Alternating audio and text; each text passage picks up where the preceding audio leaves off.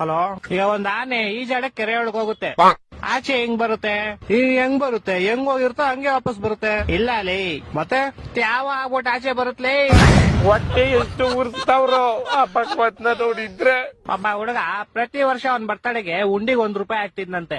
60 ವರ್ಷ ಆದ್ಮೇಲೆ ನೋಡಿದ್ರೆ ಅದ್ರಲ್ಲಿ ಬರೀ ₹12 ಐತಂತೆ. ಹೆಂಗೆ ಅಂದ್ರೆ ಅವ್ನು ಯಾರ ಚಪ್ಪಲಿ ಇರ್ತಾನೆ ಎತ್ಕೊಂಡಿರ್ತಾನೆ. ಇಲ್ಲ ಲೇ, ಮತ್ತೆ ಅವ್ನ್ ಬರ್ತಡೆ ಫೆಬ್ರವರಿ 29 ಇತ್ಲೇ. ನನ್ನ ಮಕ್ಕಳು ಒಂದೊಂದಲ್ಲ. ಓಕೆ, ಲಾಸ್ಟ್ ಅಂಡ್ ಫೈನಲ್ ಕೇಳ್ಕೊಂಬಿಡು. ಹೇಳು. ಒಬ್ಬ ಹುಡುಗಂಗೆ ಹೆವಿ ಶುಗರ್ ಇರುತ್ತೆ, ಡಾಕ್ಟರ್ ಅವ್ನ್ಗೆ ಸ್ವೀಟ್ ಬಿಟ್ಬಿಡು ಅಂತ ಹೇಳ್ತಾರೆ. ಅವನು ಲೈಫ್ ಪೂರ್ತಿ ಸ್ವೀಟ್ ತಿನ್ನಲ್ಲ. ಯಾಕೆ ಹೇಳು? ಇದಕ್ಕೂ ಯಾವ್ದೋ ಉಲ್ಟಾ ಸೀದಾ ಆನ್ಸರ್ ಇರುತ್ತೆ ಪಕ್ಕ. ಯಾಕಂದ್ರೆ ಅವ್ನ್ಗೆ ನಾನು ಹೇಳ್ತೀನಿ ಕೇಳು. ಹೇಳು. ಯಾಕಂದ್ರೆ ಆವಾಗ್ಲೇ ಹೇಳದ್ನಲ್ಲ, ಅವ್ನಿಗೆ ಶುಗರ್ ಇರುತ್ತೆ, ಡಾಕ್ಟರ್ ಇರ್ತಾರೆ, ಅದಕ್ಕೆ. ಹೊಟ್ಟೆ ಎಷ್ಟು ಉರ್ಸ್ತಾವ್ರೋ ಆ ಭಗವತ್ನ ನೋಡಿದ್ರೆ. ಸರು ನಾಶ ಮಾಡ್ಬೇಕು.